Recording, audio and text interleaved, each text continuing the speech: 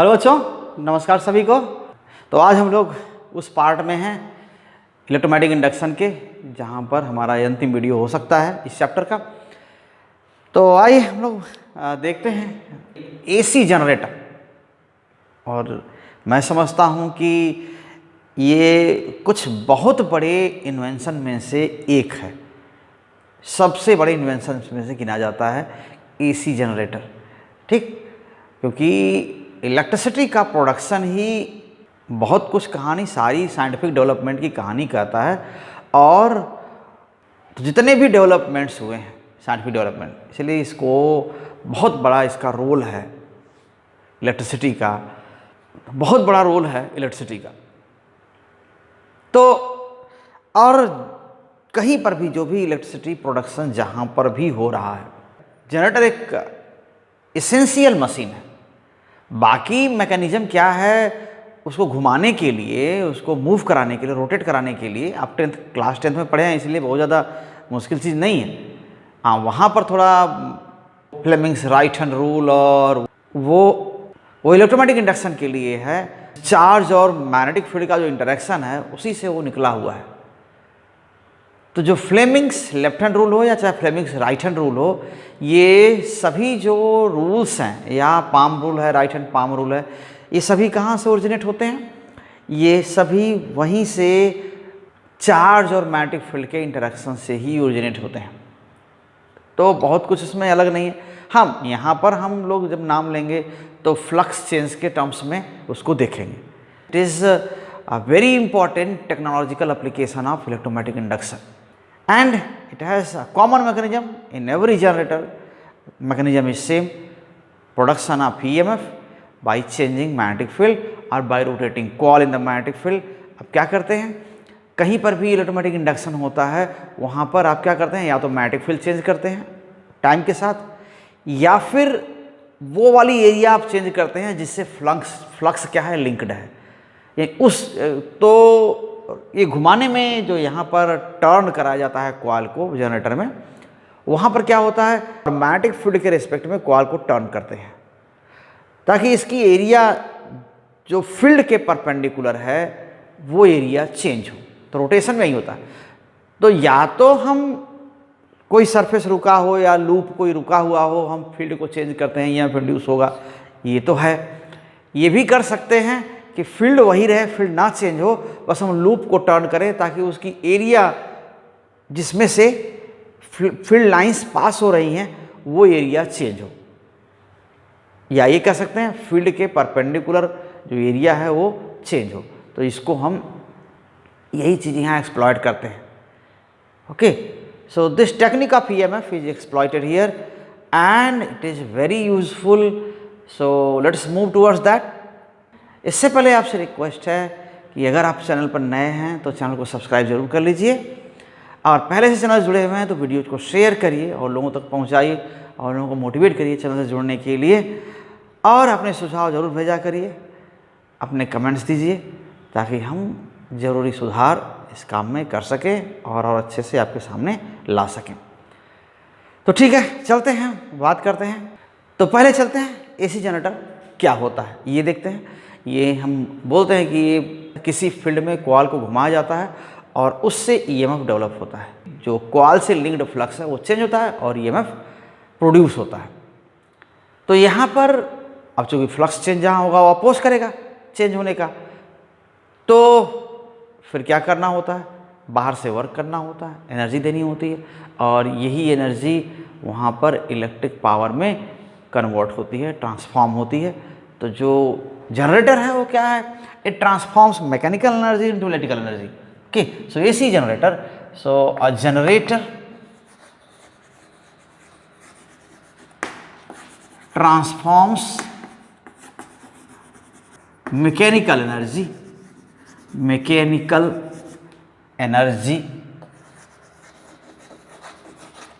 into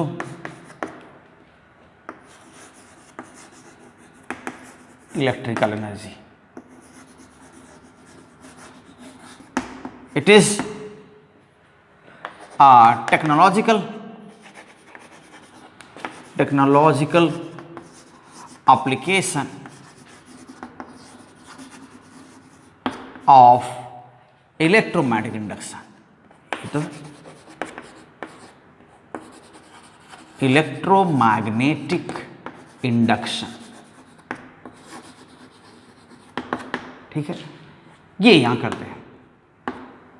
तो इसमें क्या पार्ट है आपके सामने बना हुआ ये फिगर। यहाँ फील्ड मैग्नेट, ये हम मान लेते हैं कि ये नॉर्थ पोल है और ये साउथ पोल है। फील्ड इधर की ओर है, मैग्नेटिक फील्ड यहाँ पर, और ये इसको हम जो रेक्टेंगुलर दिख रहा है, रेक्टेंगुलर शेप में, वो कॉयल है। इसको हम आर्मेचर भी बोलते हैं, पूरा बंडल ऑफ कॉइल्स कह सकते हैं इसको। और ये क्या है, एक्सल है। तो यहाँ पर आर्मेचर, ये आर्मेचर, ये मैग्नेटिक पोल्स इधर से दोनों, ये इसको हम क्या बोलते हैं, स्लिप रिंग्स कहते हैं। ये जो दोनों है ना, ये स्लिप रिंग्स ये हैं। और यहाँ पर क्या है, ये एक्सल है, जो मोटी सी रॉड होती है, किसी मशीन में देखते हैं घूमने वाला एक्सल, यानी वो रॉड। तो ये एक्सल, ठीक, आर्मेचर मीन्स ये, ठीक, set of coils wound over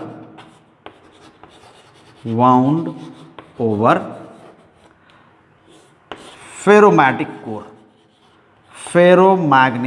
core।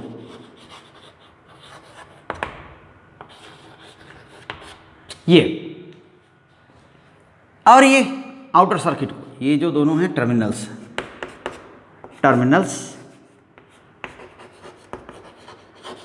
To outer circuit,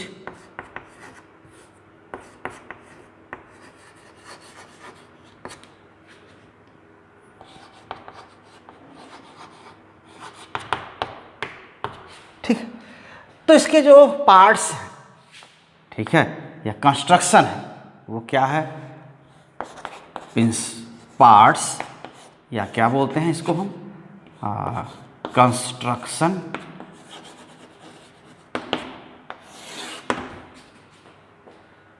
इसमें जो मेन पार्ट है वो वही है, आर्मेचर है। जैसे multi turn coil, it is mounted between magnetic poles and it is free to rotate, and this coil is made to rotate by external means and it produces EMF when flux changes. Okay, so AC generator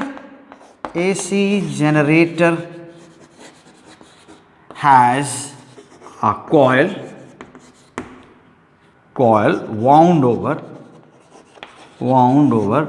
a soft iron core. Okay, यही magnetic soft iron core, इसी को आप क्या बोलते हैं, armature है, ठीक, ये पूरे को आर्मेचर बोलते हैं। It is pivoted. पिवोट का मतलब कि क्या होता है, ऐसे यहाँ पर ये कहीं से इसको एडजस्ट किया गया है, फंसाया गया है इसमें, और ये रोटेट कर सकता है, ठीक है। यहाँ से डिस्प्लेस नहीं हो सकता, यहाँ से जा नहीं सकता, लेकिन ये टर्न करने की फ्रीडम उसके पास होती है, तो ये ऐसे घूम सकता है। तो वही चीज़ का है, इट इज पिवोटेड, पिवोटेड कहते हैं, it is pivoted between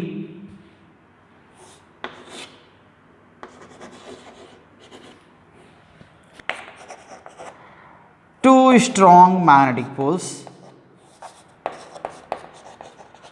strong magnetic poles। Okay, तो ये पोल्स क्या है, नॉर्थ साउथ लिखा हुआ है यहाँ पर। जो कॉइल के टर्मिनल्स हैं, अभी देखिए ये कॉइल है, कॉइल रोटेट करती है तो इसमें क्या होता है, फ्लक्स चेंज होता है और ईएमएफ इंड्यूस होता है। Okay, when coil is turned by external means, okay, the flux linked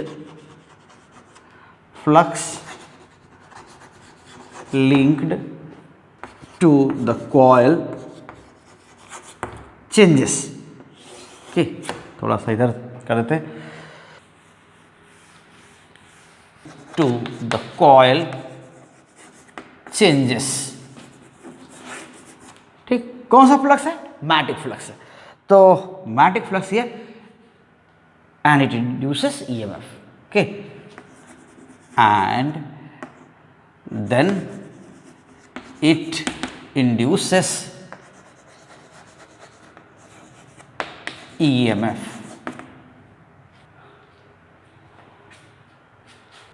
और इसके जो कॉइल के टर्मिनल्स हैं वो एक्सटर्नल सर्किट से क्या होते हैं? कनेक्टेड होते हैं इससे through slip rings and brushes. ये देखिए ब्रशेस हैं, ये ब्रश मान लेते हैं यहाँ क्या है, ये B1 है, ये B2 है, ये रिंग क्या है, R1 है।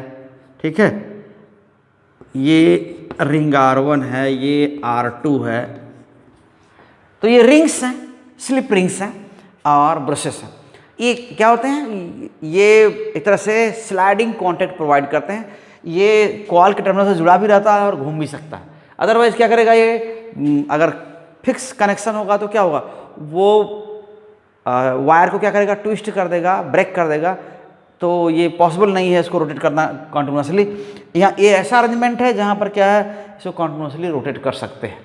तो ये यहाँ ये दिया हुआ है, स्लिप रिंग्स 2 हैं। ये इधर के पार्ट से, जो इधर वाला पार्ट है, जो राइट हाफ पार्ट है, वो उसको ब्लू से लिखा हुआ है, वो वाला टर्मिनल जुड़ा हुआ है किससे? इस वाले रिंग R2 से। और जो लेफ्ट वाला जो ये पार्ट है कॉइल का, वो किससे जुड़ा हुआ है? वो टर्मिनल इस R1 से जुड़ा हुआ है। ठीक, तो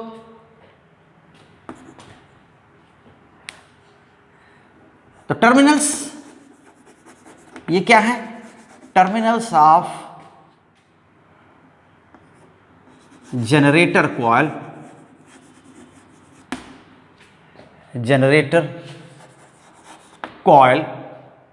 ठीक है, क्या होता है? Generator coil are connected to external circuit, कह सकते हैं connected to external circuit,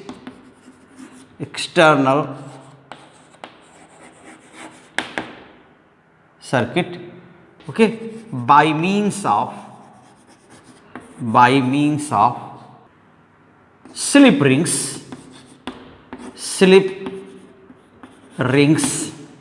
and brushes। Okay, तो इस तरह से क्या होता है, ये अरेंजमेंट। और जो स्लिप रिंग्स क्या हैं, ये रिंग्स हैं, जनरली एक्सेल पर ही फिक्स होते हैं, लेकिन उससे इंसुलेटेड रहते हैं। तो मेटेलिक कांटेक्ट नहीं है, बीच में नॉन कंडक्टिंग मटेरियल लगा करके तब रिंग लगाते हैं। ठीक है, और ये यहाँ इसके अंदर से जरूर दिखता हुआ लग रहा है कि ये वाला टर्मिनल इसके अंदर से गया है, लेकिन वो वैसे कांटेक्ट में नहीं रहता वायर के। तो slip rings they are insulated from the Excel.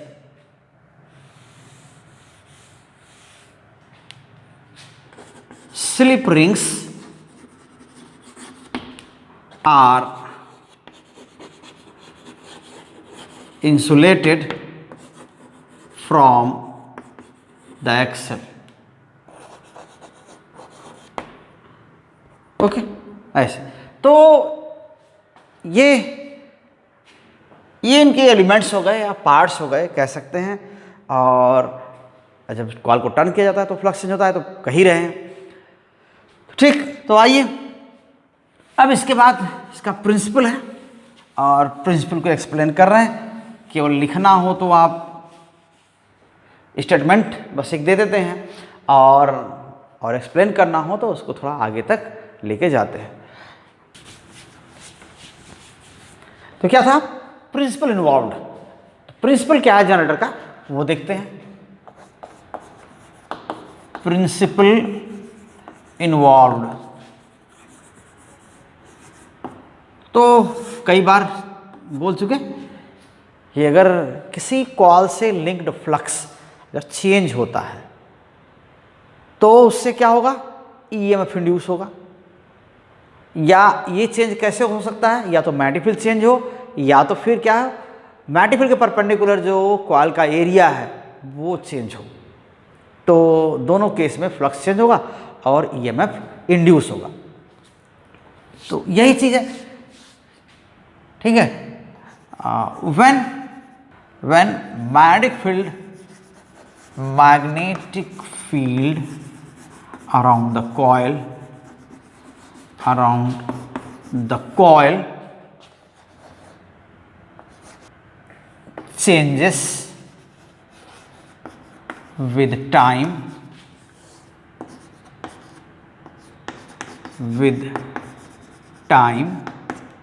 or area of the coil perpendicular to the field, okay, perpendicular to the field changes with time. It causes change in flux. It causes change in flux, change in magnetic flux,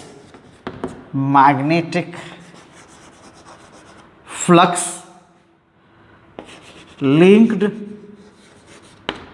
to the coil. Okay, so this results in EMF in the coil, induced EMF in the coil. Okay, this results in induced EMF in the coil. Induced EMF in the coil.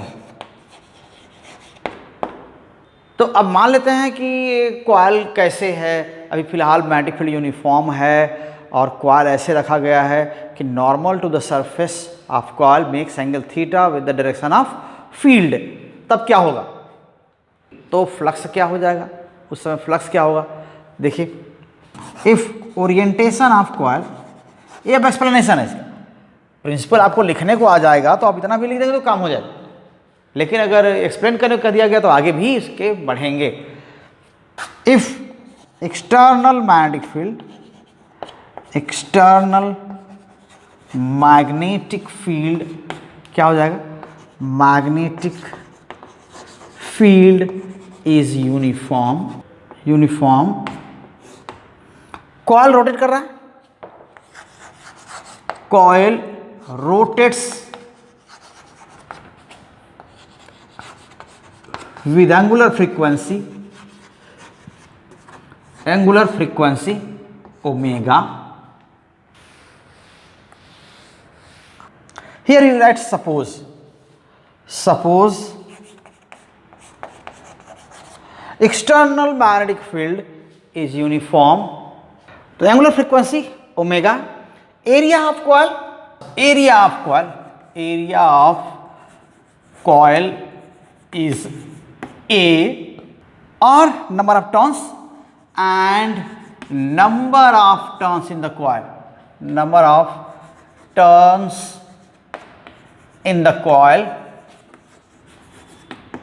is N। मान लेते हैं ऐसा, तो उस समय जो flux कर है कि फील्ड लाइंस मान लेते हैं, देखिए ऐसे, ये फील्ड लाइंस कुछ इस तरह का है, फील्ड लाइंस ऐसे हैं, कॉइल का प्लेन है, कॉइल फिलहाल ऐसे, ठीक, या ऐसे है, इसका फेस इधर है या उधर, ऐसे कह सकते हैं कि जो कॉइल का फेस है इधर की ओर है या इधर की ओर है। तो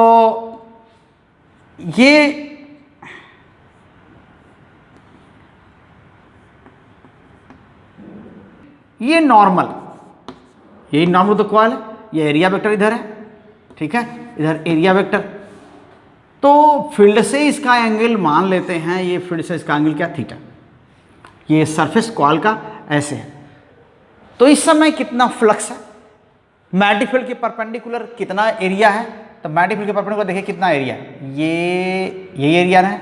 पहले ही फ्लक्स कैलकुलेशन आप जानते हैं कि अगर नॉर्मल टू द सरफेस, ठीक, if normal to the surface makes angle theta with the direction of field, then flux is how much? Then flux is how much? This area is A, and so this is theta, and this area is A cos theta. Okay, A cos theta. और theta क्या है? Angular position है। Time t में angular position theta बदल जाती है, तो omega को ओमेगा इक्वल्स क्या लिख सकते हैं? थीटा बाई टी लिख सकते हैं ऐसा। तो देखिए क्या हो जाएगा, instantaneous flux, then the instantaneous orientation, the instantaneous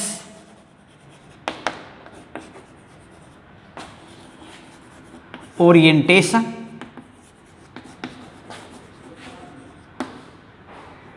of coil. So orientation of coil is theta. मान लेते हैं इनिशियल ओरिएंटेशन क्या जीरो था, इनिशियल एंगल क्या था? Zero. Okay, so initial angle 0, initial angle is 0। अगर ऐसा है देन क्या लिख सकते हैं? Omega equals theta by T. ये टी टाइम में थीटा एंगल टर्न करता है। Then instantaneous flux, instantaneous flux linked to the coil, कितना हो जाएगा ये? phi equals B A cos omega t। then instantaneous flux linked to the each turn of coil, each turn off coil, her turn से कितना flux linked है ये हो जाए। तो चूंकि ये रोटेशन हो रहा है, फ्लक्स चेंज हो रहा है, okay, due to rotation flux is changing, ठीक। Then induced EMF in the coil, ये कितना हो जाएगा?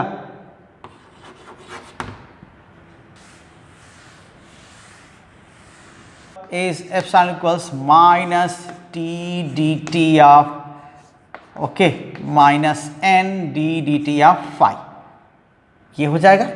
या आप क्या लिख रहे हैं इसको? माइनस n और D D T of B A cos omega T. So minus N B A minus sine omega T. Cos omega T को आप डिफ्रेंशिएट करेंगे तो माइनस साइन ओमेगा टी ही आएगा into omega. So this gives minus minus here plus and n b a omega sin omega t, यही option. ये induced EMF है कॉइल में। ये कब लिए हैं हम लोग? जब इनिशियल ओरिएंटेशन क्या है? जीरो। तो ये वैल्यू है, ये वेरिएशन है टाइम के साथ इंड्यूस्ड ईएमएफ का, तो साइनसॉइडली वेरी कर रहा है, ओके। तो जिस समय ये t ज़ीरो है या थीटा ज़ीरो है, उस समय क्या होगा? या EMF ज़ीरो होगा। जब थीटा ये 90 डिग्री टर्न कर जाएगा coil, normal to the surface becomes 90 degree to the direction of field, then definitely it becomes maximum. So epsilon maximum के equals N B A omega, क्योंकि साइन ओमेगा टी मैक्सिमम कितना होता है? Maximum ये कितना हो जाएगा? प्लस माइनस वन, या ये वन हो जाएगा, तो इसी को क्या लिखते हैं, एप्सिलॉन नॉट कर देते हैं या एप्सिलॉन एम कर देते हैं, ठीक है। ये भी आप, this is epsilon M.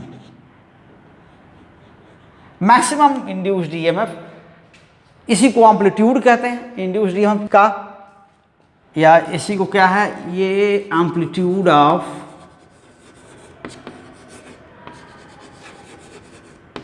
Induced EMF. फिर क्या लिख सकते हैं, इंड्यूस्ड ईएमएफ का एम्पलीट्यूड है ये मैक्सिमम, तो ये epsilon M sine omega T, ये हो। तो फिर इसका वेरिएशन अगर हम ड्रॉ करें टाइम के साथ तो क्या मिल जाएगा, आप इसको देख सकते हैं।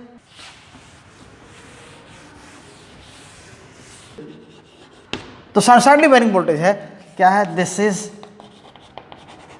Sinusoidally varying EMF. ओके, तो अगर इसको आप ड्रॉ करते हैं यहां पर टाइम के रिस्पेक्ट में, टाइम एक्सिस के साथ, तो आपको क्या मिलने जा रहा है। देखिए फील्ड इधर है, फील्ड इधर की ओर है, ठीक। ये फिलहाल angle, initial angle zero, initial angle zero का मतलब क्या है, नॉर्मल क्या है, normal to the coil is parallel to the field. So here this is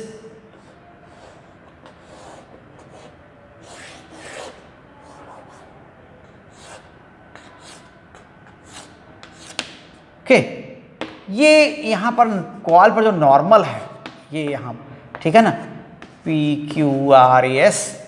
तो यहां इस समय ये जीरो एंगल है, थीटा क्या है, जीरो, ये थीटा जीरो है। और यही चीज जब फिर ऐसे ही फील्ड है ही है और मैग्नेटिक फील्ड में है, ये मैग्नेटिक फील्ड में आप इसको आप देख सकते हैं। तो फिर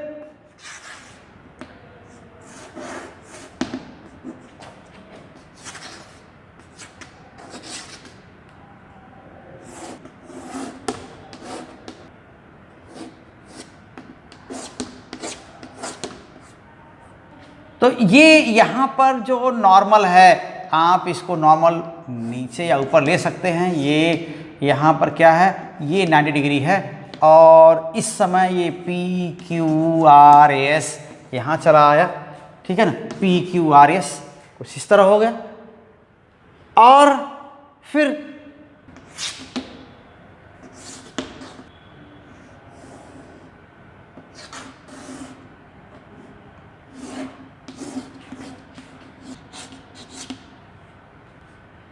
ठीक है, और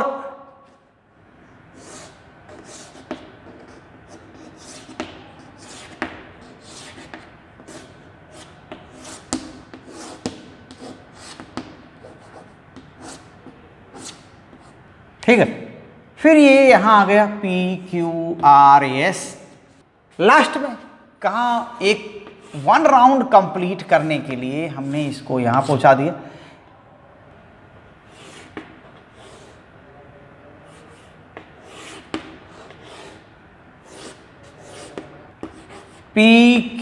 PQRS ये हुआ। तो फिर वैसे ही आ गया जो पहली पोजीशन थी, जो फर्स्ट पोजीशन थी, इस ओरिएंटेशन में आ गया। तो इसको अगर टाइम के साथ ग्राफ देखेंगे तो क्या मिल रहा है, देखिए यहां पर इस टाइम पर देखिए, इस टाइम पर, फिर इस टाइम पर और फिर इस टाइम पर, ये ठीक है। यहां पर क्या होगा, ये टाइम एक्सिस है, ठीक, 0 डिग्री ओरिएंटेशन, एंगल क्या है, नॉर्मल टू द सरफेस, और normal to the surface of coil और इनके बीच 0 डिग्री है और मैग्नेटिक फील्ड के बीच 0 डिग्री एंगल है, ठीक। और यहाँ पर क्या है 90 डिग्री, तो यहाँ पर मैक्सिमम फील्ड हो जाएगा, यहाँ पर मैक्सिमम ईएमएफ हो जाएगा टाइम के साथ, 90 डिग्री है। फिर ये क्या हुआ, ये यहाँ पर देखिए इधर हो गया माइनस, उस साइड में 0 180 हो गया, इधर क्या है फील्ड की डायरेक्शन है और इधर क्या है नॉर्मल है, तो यहाँ पर क्या हो गया 180 हो गया, तो फिर यहाँ 0 हो गया ईएमएफ। फिर यहाँ पर क्या हुआ, फिर ऊपर की ओर हो गया ये, जैसा हम नॉर्मल मान के चल रहे हैं कि यहाँ नॉर्मल है, यहाँ पर नॉर्मल ये है, यहाँ पर नॉर्मल यहाँ है, ये नॉर्मल यहाँ है, तो ये नॉर्मल इधर है और फिर यहाँ नॉर्मल इधर है, ये इधर नॉर्मल है। तो 1 राउंड हो गया, 1 पूरा कंप्लीट हो गया, 1 2 3 4 5 देखिए, तो पूरे 99 डिग्री पर की ये पूरे जो ओरिएंटेशन ड्रॉ किए हुए हैं वो 99 डिग्री के किए हुए हैं। तो यहाँ पर ये मैक्सिमम देखिए, यहाँ पर साइनसॉइडल है, तो ग्राफ साइनसॉइडल साइन ग्राफ आप जानते हैं, ये ऐसे होगा मैक्सिमम, फिर ये इस तरह,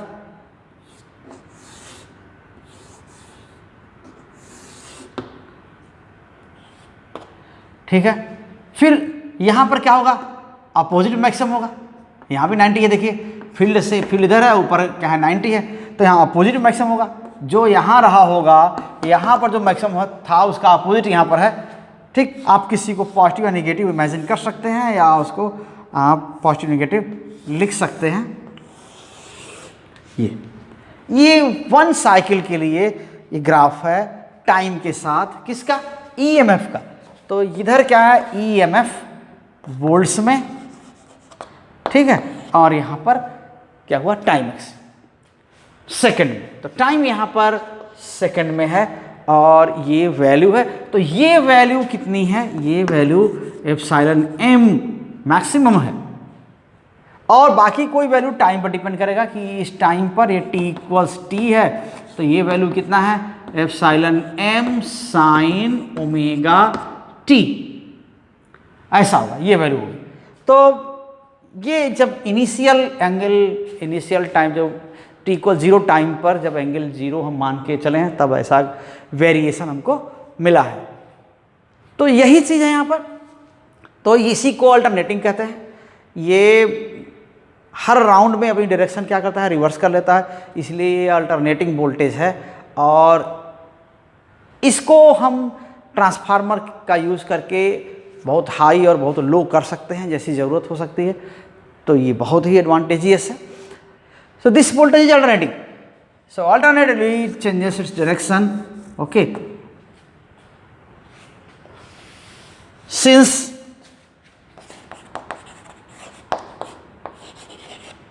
the resultant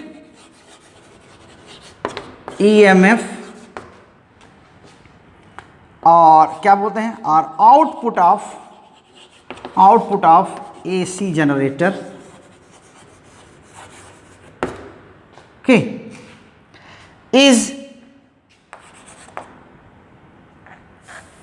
रिवर्स, है ना, generator reverses it's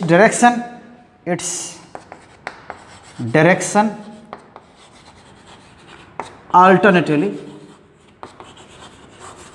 alternatively okay at regular intervals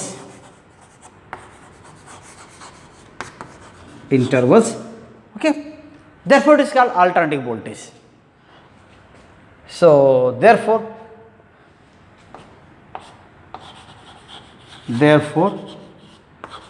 it is called alternating voltage. It is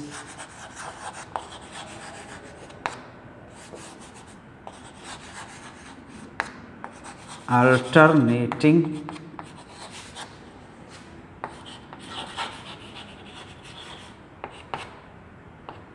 voltage, okay, ये अल्टरनेटिंग वोल्टेज है। तो इसी को आप एसी जनरेटर बोल रहे हैं। और बाकी स्ट्रक्चर और इसके जो प्रिंसिपल, बेसिकली प्रिंसिपल और वर्किंग और वर्किंग प्रिंसिपल इस तरह से क्वेश्चन आते हैं, आपको फिगर ड्रा करना होता है, तो उसको इस तरह से आप देख सकते हैं। और इनके लिए फिर एवरेज और आरएमएस आगे हम नेक्स्ट चैप्टर में हम लोग बात करेंगे इसके, ठीक है। तो हर हाल में जनरेटर को क्या करना पड़ता है, जनरेटर कॉइल को टर्न करना पड़ता है। अब इसको टर्न करने के लिए आप चाहे हाई प्रेशर पर स्टीम यूज़ करते हैं या फिर वाटर यूज़ करते हैं, और डैम से जो नीचे आ रहा है पानी उसका यूज़ करते हैं घुमाने के लिए टरबाइन को। तो टरबाइन को इसे कनेक्ट कर देते हैं जनरेटर को, और ये घूमता है तो इंड्यूस होता है ईएमएफ या वही वोल्टेज है। तो बहुत पावरफुल जो जनरेटर्स हैं, बहुत काफ़ी मिलियन वोल्ट में हम इसका यूज़ करते हैं। तो एक तो कहीं भी क्या होता है, जनरेटर कॉइल के जनरेटर कॉइल इज टर्न्ड, कैसे टर्न करते हैं, with the help of falling water from dam, okay, from dam or steam generated at high pressure, ठीक है, generated at high pressure।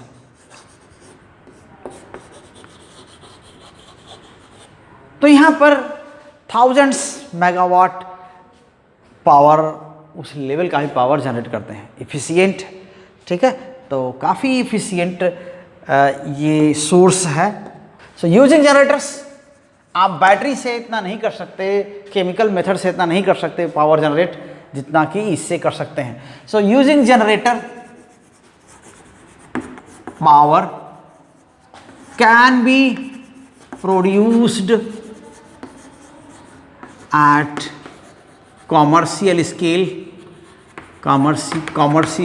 Scale, ठीक है, of the order of okay thousands of megawatt, ठीक है। तो ऐसा कर सकते हैं। तो ये इसमें इतना कंटेंट है और ये लगभग पूरा हुआ। आगे जो भी कुछ बची चीज़ें हैं हम लोग डिस्कस करते रहेंगे इसके बारे में। तो इस वीडियो को यहीं रोकते हैं, और उम्मीद है कि आपको ज़रूर समझ में आया होगा। तो आप वीडियो पूरा देखिएगा, और फिर से रिक्वेस्ट है कि आप शेयर ज़रूर करिए और लोगों तक पहुंचाइए और साथ बने रहिए। Thank you very much, all the best.